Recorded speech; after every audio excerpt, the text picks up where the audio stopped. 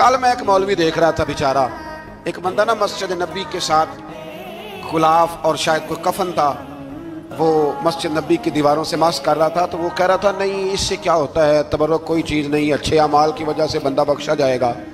मैंने कहा तू मुझे मिले तो मैं तुझे बुखारी खोल के दिखाऊं कि हज़रत अब्दुर्रहमान इब्न औफ जिन्हें हुजूर ने कतई जन्नती कहा, हुजूर के वजूद पर कुर्ता देख के कहने लगे हुजूर बड़ा ही सोना लग रहा है।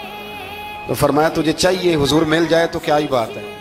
नबी पाक ने अता किया तो सहाबा कहने लगे अब्दुर्रहमान आपको तो ज़रूरत नहीं थी, आपके पास तो बड़े लिबास हैं, तो ये कुर्ता हुजूर ने कबूल कर लिया, कोई लेके आया और आपने मांग लिया। तो वो रो पड़े, कहने लगे पहनने के लिए नहीं मांगा, ये हुजूर के जिस्म से लग गया है, मैंने कफन बनाने के लिए मांगा है। तू कहता है हुजूर के तबर्रुक में खैर कोई नहीं। और आप यकीन करें उन लोगों पे हैरानगी है, हमने भी मरना है ना जी, बड़ी जल्दी कब्र में जाना है, वक्त का कुछ पता नहीं। शादी से कबल जब रिश्ता तय होता था तो तरीका ये था कि लड़की और लड़के का निकाह कर दिया जाता था और मुनासिब वक्त पर रुखसती हो जाती थी। चले बाद में लोगों ने अगर निकाह न किया तो फिर कहा कि निस्बत तय कर दी है। ये बड़ा सोना अच्छा साफ सुथरा फिक्रा था। अब बाकायदा इस नाम को मंगनी का नाम दे दिया गया है और हम दूसरों की चाल चलते चलते अपनी वज़ादारी भूलते जा रहे हैं। देखा देखी ना लोगों की, देखा देखी। मैरिज हाल का तसव्वुर सिर्फ इतना था कि अब आबादियों में जगह मौजूद नहीं है तो बाकायदा ऐसे हाल बना लिए जाएं जिनमें निकाह आसानी से हो जाए। लेकिन अब तो महंगे से महंगा हाल, उसमें फिर सहूलियात, फिर उसमें आसानियाँ, फिर खाने की भरमार और मुख्तलिफ डिशें। ये सिवाय अपने ऊपर बोझ डालने के, अमीर बोझ डालते हैं, गरीबों को परेशान करते हैं, उनके बच्चे देखा देखी इस चक्कर में पड़ जाते हैं, हालात संगीनी का रुख इख्तियार कर जाते हैं। हज़रत उमर का दौरे खिलाफत था, माल गनीमत का ऊँट गुम हो गया तो हज़रत उमर तलाश कर रहे हैं, कभी भाग के उधर जाते हैं, कभी उधर जाते हैं, कभी दाएं कभी बाएं ढूंढते हैं माल गनीमत का ऊँट मिल जाए। तो एक शख्स ने सैयदना फारूक रज़ी अल्लाह अन्हु की आली मर्तबत खिदमत में, हुजूर किधर भाग रहे हैं? फरमाया वो माल गनीमत का ऊँट गुम हो गया है। तो फौरन कहा जनाब किसी गुलाम को कह देते। तो हज़रत उमर ठहर गए, रुख पीछे किया और फिर डबडबाती आंखों से आंसू छलके फरमाने लगे तुम्हें खत्ताब के बेटे उमर से बड़ा गुलाम को नजर आता है?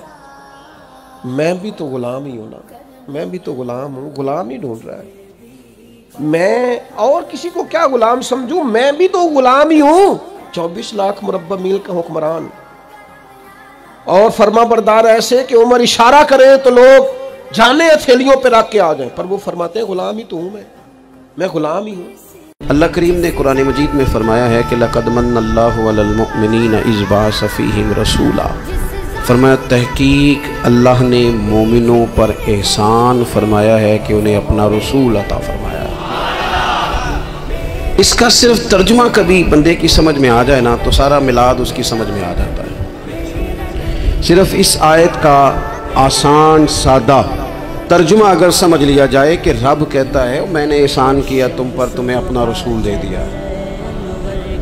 वो दो आलम की रहमत हैं, वो जहाँ चाहते वहीं रहते, ये तो उनकी मेहरबानी है कि ये आलम पसंद आया।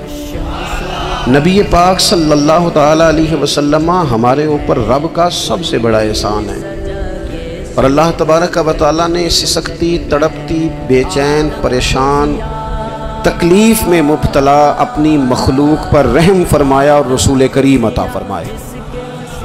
अबू जहल आया और कहने लगा सुनैरा देखा ना हमारे बुत तेरी आंखें ले गए, माज़अल्लाह, लातो मनात हमारे बुतों ने तुझे अंधा कर दिया।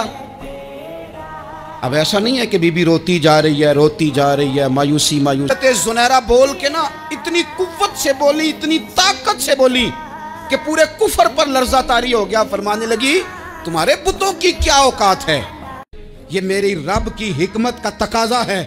जब तक उसने चाहा जुनैरा देखती रही और जब उसने चाहा जुनैरा की आंखों की बिनाई चली गई और अगर वो चाहेगा ना तो बिनाई वापस भी कर देगा। तो जुनैरा ने रात को ये लफ्ज कहे, अबू जाल और सारे कुफ्फार डर के सुन के चले गए। आप इत्मीनान से आके बिस्तर पे सोई, जब सवेरे उठी तो अल्लाह ने आंखों की रोशनी वापस कर दी थी। आंखों की अब छड़ी पकड़ी है, बाजारों में घूमती है, कहती हैं बुलाओ किधर है तुम्हारे नातो मनात, देखो मेरे रब ने रोशनी वापस कर दी। एक दिन नबी पाक सल्लल्लाहु अलैहि वसल्लम ने पूछा सहाबा से कि वो कौन सा दरख्त है जिसके पत्ते नहीं गिरते, और वो दरख्त इस तरह है जिस तरह मोमिन होता है, वो दरख्त मेरे मोमिन की तरह बताओ। हजरत अब्दुल्लाह इब्ने उमर फरमाते मुझे पता था कि वो खजूर का दरख्त है, लेकिन चूंकि अबू बकर सिद्दीक भी बैठे हैं, उमर फारूक भी बैठे हैं, मौला अली भी बैठे हैं, उस्मान गनी भी बैठे हैं, इतने इतने जय्यद लोग बैठे हैं, तो मुझे हया आती थी कि मैं क्यों जवाब दूं।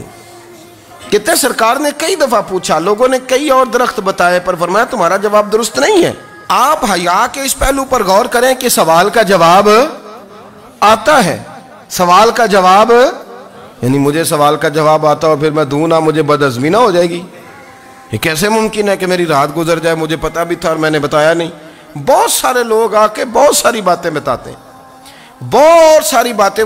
आपका ज़ौक़ आपकी आदत हो, शरीयत आपका ज़ौक़, आपकी तबीयत के मुताबिक शरीयत नहीं ढलेगी, शरीयत के कानून बने हुए हैं। आपका ज़ौक़ जो कहता है कहता रहे। आप ये बताएं अल्लाह का कुरान क्या कहता है, रसूलुल्लाह सल्लल्लाहु अलैहि वसल्लम का फरमान क्या कहता है। ज़ौक़ क्या होता है जी?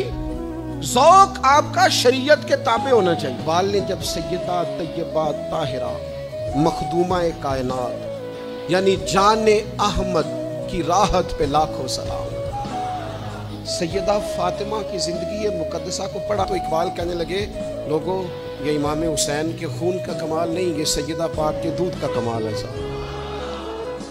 इक़बाल कहने लगे मैं परेशान हो गया हूँ, मेरा दिल करता है मैं सैयदा पाक की कब्र का तवाफ़ करूँ, मेरा दिल करता है मैं सैयदा फातिमा की कब्र को सजदे करूँ।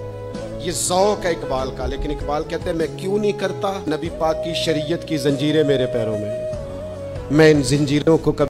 हज़रत अब्बास रज़ी अल्लाह तआला अन्हु फरमाते हैं मैं घर के अंदर बैठ के अपने बच्चों को हुजूर का जिक्र सुना रहा था, हुजूर कहीं बाहर से गुजरे तो मेरे नसीब जाग गए, हुजूर ने सुना तो दरवाजे पे खड़े हो गए, बात खत्म हुई, दरवाजे पे दस्तक हुई, दरवाज़ा जो खोला तो हैरान रह गया, अल्लाह की सारी रहमतें तो मेरे दरवाजे पर मौजूद है।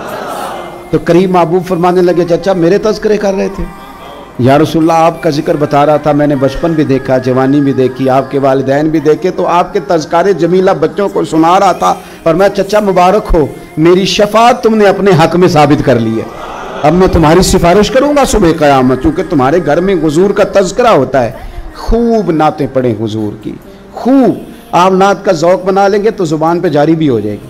आप ज़ौक़ बना लें नेमतें बांटता जी समत वो जीशान गया, तो साथ ही मुंशी रहमत का कलम दान गया, इन्हें जाना इन्हें माना ना रखा गैर से काम, लिल्लाहिल हम्द मैं दुनिया से मुसलमान। हज़रत सिद्दीक़ अकबर ना अपने घर के सेन में बैठ के कुरान पाक पढ़ते थे तो रोया करते थे। मक्के के कुछ सरदार इकट्ठे होकर नबी करीम की बारगाह में गए, कहने लगे एक तो सिद्दीक़ अकबर को मना करें कि कुरान ऊंचा ना पढ़ा करें, और अगर ऊंचा पढ़ना है तो फिर इनसे कहें पढ़ के रोया ना करे। हुजूर ने फरमाया अपने घर में बैठ के पढ़ता है रोता है तुम्हें क्या है। या रसूलल्लाह ये अबू बकर सिद्दीक़ जब कुरान पाक की तिलावत करके रोते हैं ना तो हमारी बच्चियाँ भी रोने लगती हैं, हमारी औरतें घर का काम काज छोड़ के तो सिद्दीक़ अकबर के दरवाजे पर खड़ी होकर रोती रहती। हुजूर इनसे कहें ये कुरान से जो शगफ़ है इनका, कहाँ गए मुसलमान जो कुरान पढ़ने वाले थे, किधर गए? सारा कुछ ही हमारा मोबाइल ले गया।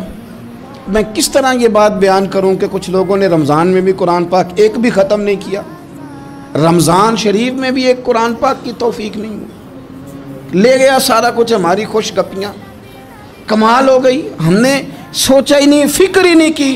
नबी करीम सल्लल्लाहु ताला अलैहि वसल्लम ने फरमाया अल्लाह की रिज़ा के लिए एक साथ पहरा देना, किसी इस्लामी सरहद पर अल्लाह की रिज़ा के लिए एक घड़ी पहरा देना लैलतुल क़द्र में हजरे अस्वद के पास खड़े होने से ज़्यादा फजीलत वाला अमल है।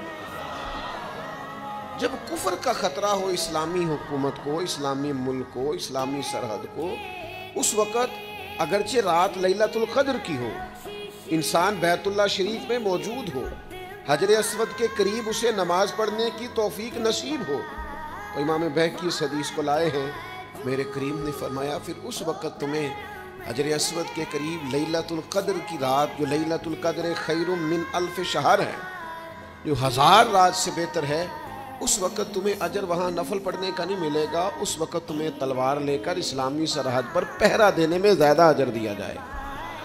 जब लोग शुक्र नहीं ना करते फिर नेमतें चली जाती।